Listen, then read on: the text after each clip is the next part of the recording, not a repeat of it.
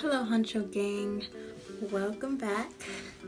So today I'm going to be doing, as you've seen from the title, I'm going to attempt to create a sexy bunny look. Hopefully this turns out good. You know what?